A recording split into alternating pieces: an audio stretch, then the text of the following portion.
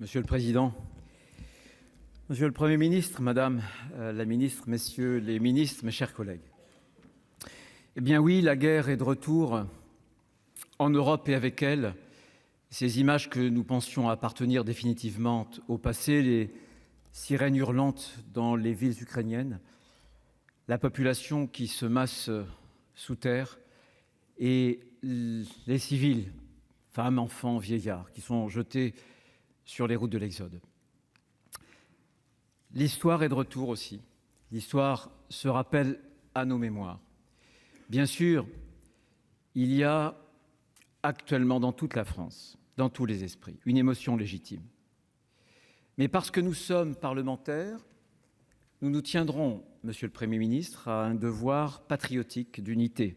Je ne détournerai pas mon propos sur une ligne plus politique. Je veux me tenir à l'essentiel. Et répondre peut-être, parce que nous sommes des parlementaires, des hommes et des femmes publics, à deux questions essentielles. La première, c'est que faire maintenant? Et la seconde, c'est que faut-il penser? Quelle est la signification de cette guerre? Le président de la République, à juste titre, je le dis, a parlé de tournant, et c'est un tournant. Mais quel sera ce monde d'après? Comment s'y préparer? D'abord, que faire? Parler clair, bien sûr, parler clair. Désigner l'agresseur.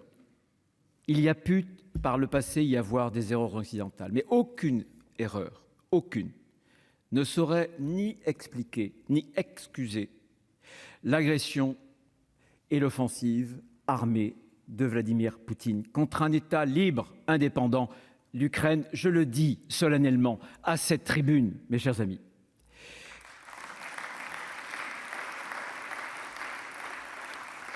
Cette agression, il l'a habillée avec une rhétorique grossière et il l'amène pour de mauvaises raisons. Cette rhétorique grossière, avec les termes que vous avez vous-même soulignés, Monsieur le Premier ministre, nazification, génocide, sont hors de propos. La dernière fois que Kiev a été attaqué, c'était en 1941 par les nazis précisément. Quant au terme de génocide, peut-être faut-il aussi rappeler, au-delà de ce terme et peut-être en utilisant l'expression d'un crime contre l'humanité, ce que les Ukrainiens ont appelé l'Holodomor, c'est-à-dire le massacre par la famine voulu par Staline en 1932, chers collègues. Vladimir Poutine l'a fait pour de mauvaises raisons. La première, c'est qu'il ne supporte pas, à la frontière occidentale de la Russie, un pays démocratique, une démocratie. C'est une mauvaise raison, bien mauvaise raison.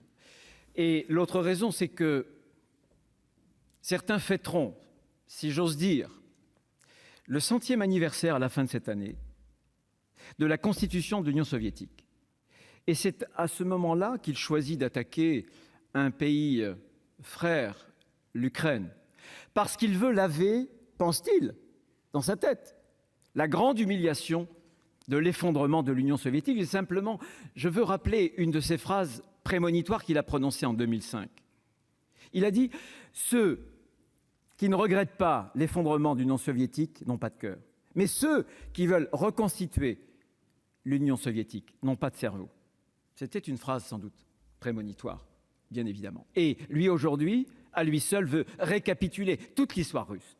Celle d'avant la Révolution, celle des tsars, celle d'après la Révolution, celle des soviets. Alors, maintenant, que faire et que dire? Mais que dire encore? Et vous avez eu raison. Nous devons, Monsieur le Premier ministre, mener une guerre informationnelle. Nous en parlions l'autre jour à propos du Mali, du Sahel.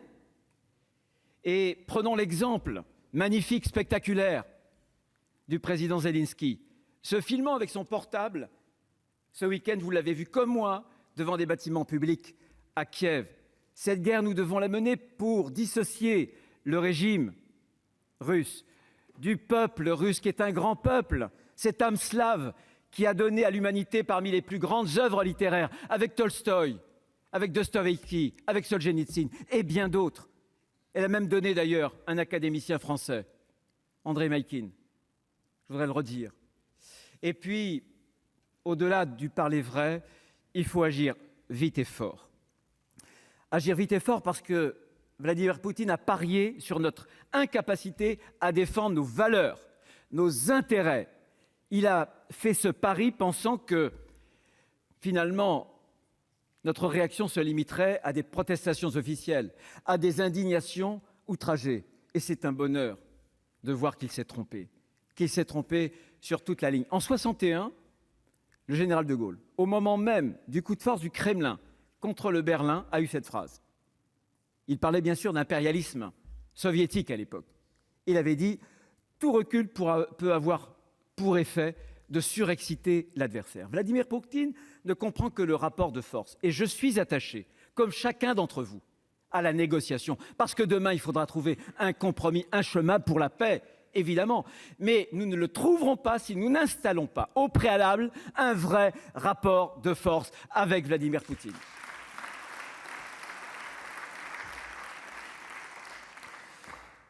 Alors que faire? Bien sûr les sanctions, et je me félicite.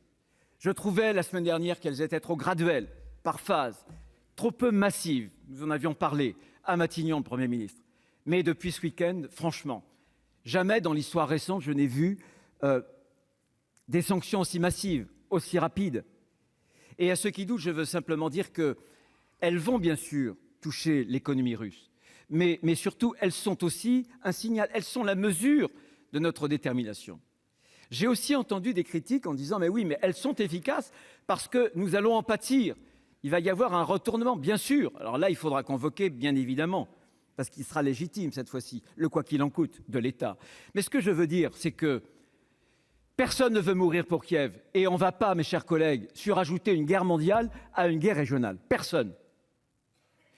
Mais si personne ne veut se gêner pour Kiev, alors arrêtons les gesticulations. Rendons-nous en cortège à Munich. Abandonnons-nous à ce monde qu'avait décrit un jour Václav Havel. Ce monde sans histoire, histoire avec un grand H majuscule. Ce monde sans histoire, uniquement rythmé par les petits soucis privés. Ça n'est pas de ce monde dont nous voulons, pour nous et pour nos enfants, bien évidemment. Et puis, que devons-nous faire? Ce que vous faites sur l'initiative du chef de l'État, Monsieur le Premier ministre. Renforcer les positions orientales de l'OTAN en Pologne, en Estonie, mais aussi en Roumanie. Là aussi, un double message, un message de détermination, de fermeté, mais surtout un message d'unité. Et au passage, observons que le président de la Fédération de Russie aura finalement réussi à réveiller l'OTAN qui était soi-disant en état de mort cérébrale. Il aura même peut-être créé l'Ukraine, pense-t-il. Nous pensons, nous, que l'Ukraine préexistait. Mais il a suscité un mouvement, un élan national comme jamais en Ukraine. Et cela, je pense qu'il faut le dire aussi. Et puis, bien sûr, aidons le peuple ukrainien. Comme nous le faisons, nous devons le faire sous toutes les formes possibles et imaginables. Je le dis, comme j'ai pu le dire dans d'autres lieux, nous devrons accepter de recevoir des réfugiés. Ces hommes, ils sont très peu nombreux, mais ces femmes et ces enfants, ce sera l'honneur de la France. Alors faut-il, dans la précipitation, accepter l'adhésion de l'Ukraine à l'Union européenne? Très franchement, je pense qu'il faut être prudent. Très franchement, je pense que ça pourrait être contre-productif, aussi bien pour l'Ukraine. Nous ne devons pas jeter de l'huile sur le feu au moment où nous voulons trouver ce sentier de la paix. Et je pense que ça pourrait être aussi contre-productif, bien sûr, pour l'Europe elle-même, qui se diluerait dans des élargissements successifs. Voilà, je pense qu'on a beaucoup de moyens d'aider l'Ukraine. Et je pense que toutes ces actions très déterminées ne doivent jamais oublier la désescalade, une possibilité de désescalade, ne doivent jamais oublier aussi que la voie diplomatique, tous les canaux doivent être constamment ouverts. Et nous, les responsables publics, ministres comme sénateurs ou députés, nous devons faire attention à la grammaire, à notre vocabulaire, ne pas nous laisser griser par des mots qui sont autant d'agressions inutiles.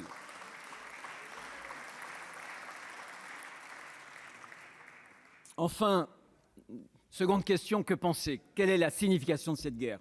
Pour la communauté internationale d'abord, elle souligne bien sûr la grande fragilité de nos institutions du multilatéralisme. En réalité, l'ordre de la paix international d'après-la-guerre est chancelant. Et avec lui, ces belles et grandes illusions sur la fin de l'histoire, sur l'unification de la planète sous les doubles auspices du droit et du marché. Je pense qu'il faudra être très imaginatif. Et en réalité, avec cette guerre, et 21 ans après les attentats du 11 septembre, nous entrons définitivement dans le 21e siècle. Mais nous y entrons malheureusement avec les institutions que nous a laissées le 20e siècle. Oui, il faudra beaucoup d'audace pour refonder et faire renaître des institutions d'un nouveau multilatéralisme. Oui, il faudra refonder ce lien entre les États-Unis, l'Europe. Ce sera plus facile pour la France que pour certains de nos partenaires. Il faudra sans doute s'inspirer d'une formule qui avait été celle d'Hubert Védrine.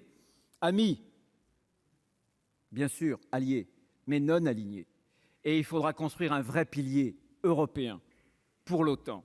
Je pense que quand j'écoute ce qu'a dit le chancelier allemand, nous sommes à un moment et à la croisée de chemin. Il y a une opportunité justement historique pour qu'au moins en Europe, on puisse saisir cette chance. Je crois aussi que la France, Madame la Ministre, aura une position singulière. Nous sommes le seul pays des 27 à avoir un siège permanent au Conseil de sécurité, seule puissance nucléaire, seul pays avec une vraie armée, avec un modèle complet, avec une diplomatie d'équilibre, sachant parler avec l'Est, avec l'Ouest, avec le Nord et puis le Sud. Et enfin pour l'Europe. Bien sûr, pour l'Europe, c'est le réveil. Il est brutal, mais il y a réveil. L'Europe est née pour un autre monde. Un monde qui a cru, comme Benjamin Constant, que l'âge de la guerre était terminé et que l'âge du commerce commençait. Et nous nous réveillons brutalement de ce monde où le tragique est de retour, la guerre est de retour, le rapport de force archaïque. Nous avons affaibli notre souveraineté. Nous avons affaibli nos capacités de puissance. Il faudra restaurer la souveraineté. Souveraineté alimentaire au moment où un programme européen voudrait diminuer notre production. Farm to Fork.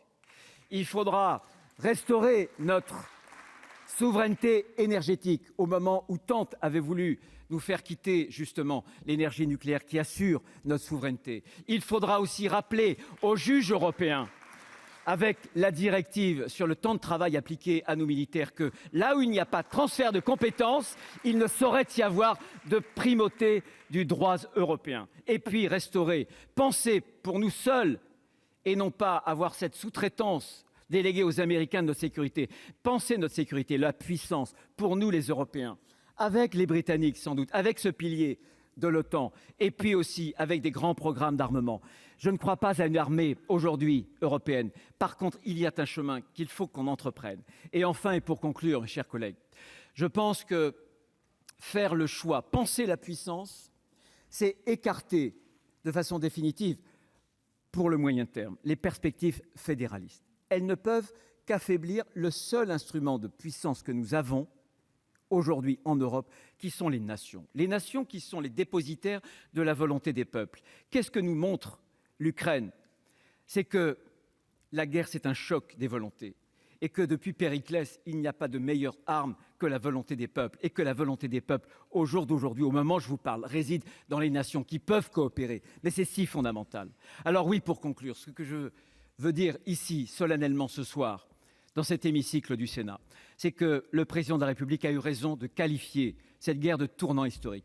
Mais dans ce tournant historique, il peut y avoir un chemin français. Ce chemin français, ce sera le chemin de la liberté, le chemin de la souveraineté, le chemin de la nation.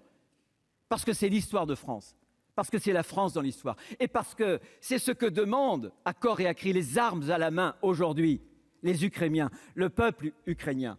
Un jour, Malraux, que vous connaissez, que vous lisez, Monsieur le Premier ministre, Malraux avait dit « La France n'est la France que lorsque elle porte une part de l'espérance du monde ». Eh bien oui, aujourd'hui, la France porte aussi une part de l'espérance du monde, ou plutôt une part de l'espérance ukrainienne. Aujourd'hui, mes chers collègues, nous sommes tous Ukrainiens. Alors oui, vive la République, vive la France, et surtout, vive l'Ukraine libre!